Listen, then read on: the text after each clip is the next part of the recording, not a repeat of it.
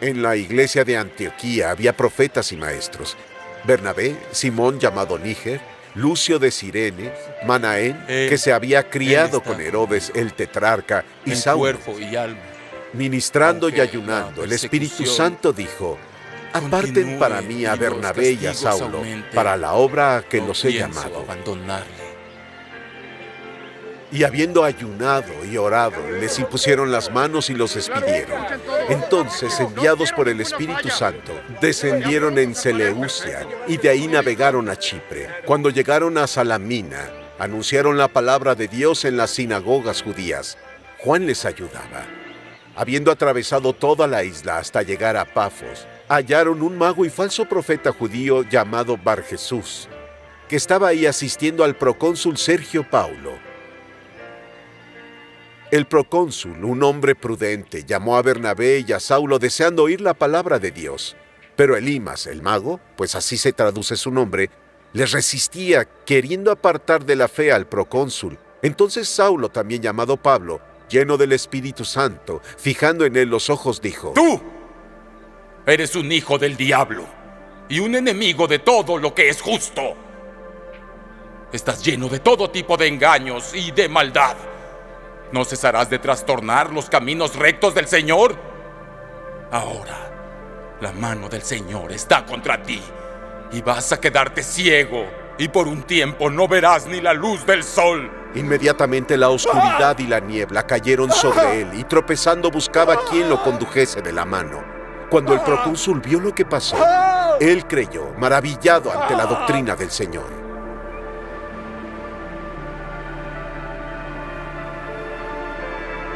De Pafos, Pablo y sus compañeros arribaron a Pergé de Panfilia, donde Juan los dejó para volver a Jerusalén.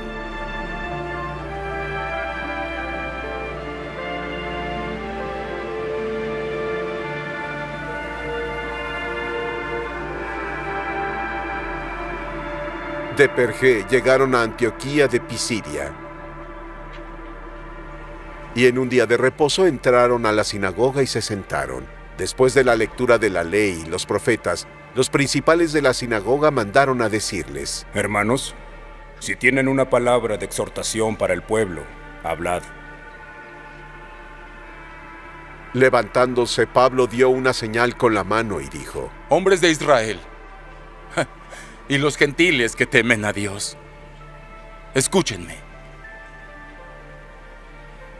El Dios del pueblo de Israel escogió a nuestros padres. Hizo prosperar al pueblo mientras moraban en Egipto. Y con gran poder logró rescatarlos de aquel país. Soportó sus conductas por 40 años en el desierto. También destruyó 7 naciones en Canaán. Y le dio su tierra a su pueblo como su herencia. Todo esto tomó unos 450 años. Y después, Dios les dio a los jueces hasta el tiempo del profeta Samuel.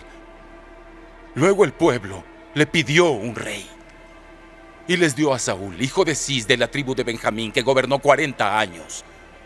Después de quitar a Saúl, volvió a David su rey, de quien dio este testimonio: he hallado a David, hijo de Isaí, un hombre conforme a mi corazón, que hará todo lo que yo quiera que haga. Después de la descendencia de este hombre, Dios nos trajo aquí a Israel, al Salvador Jesús, conforme a la promesa. Escucha muy bien esas palabras. Antes de la venida de Jesús, Juan predicó el arrepentimiento y el bautismo a todo el pueblo de Israel. Y cuando Juan terminaba su carrera, él dijo: ¿quién piensan que soy? Yo no soy él, no, pero viene detrás de mí, a quien yo no soy digno de desatarle las sandalias. Hermanos, los hijos de Abraham y los gentiles que le temen a Dios, a todos nosotros es enviada la palabra de esta salvación. Los habitantes de Jerusalén y sus gobernantes no reconocieron a Jesús, pero al condenarle, han cumplido las palabras de los profetas que se leen los días de reposo.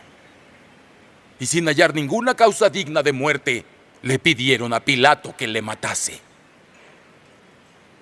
Habiendo cumplido todo lo que de él fue escrito, y quitándolo del madero, lo colocaron en el sepulcro.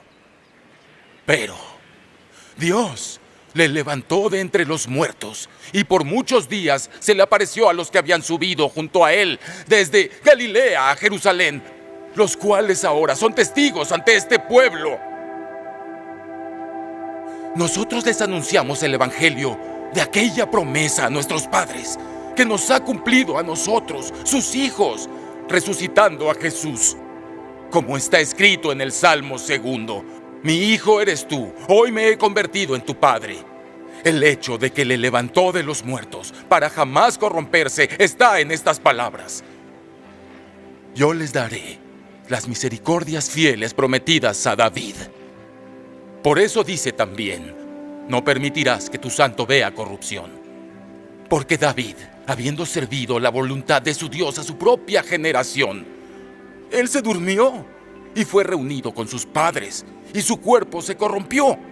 Pero aquel a quien Dios levantó de los muertos no vio corrupción. Entonces, hermanos, quiero que sepan que por medio de Jesús el perdón de los pecados les ha sido proclamado.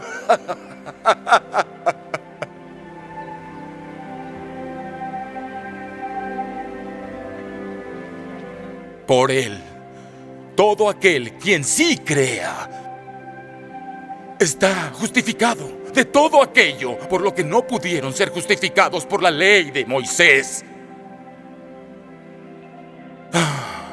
Cuídense de que lo dicho por los profetas no venga sobre ustedes.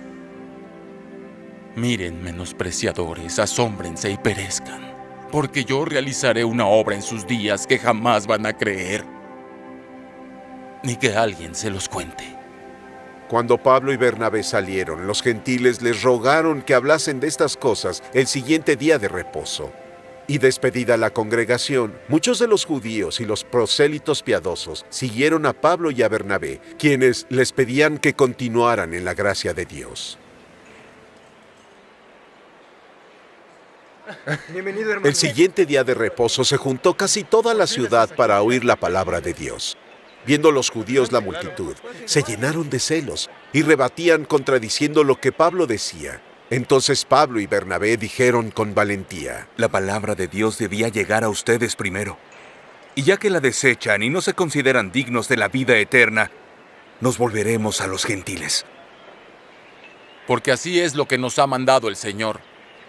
Yo te he puesto para luz de los gentiles, a fin de que lleves salvación a lo último de la tierra.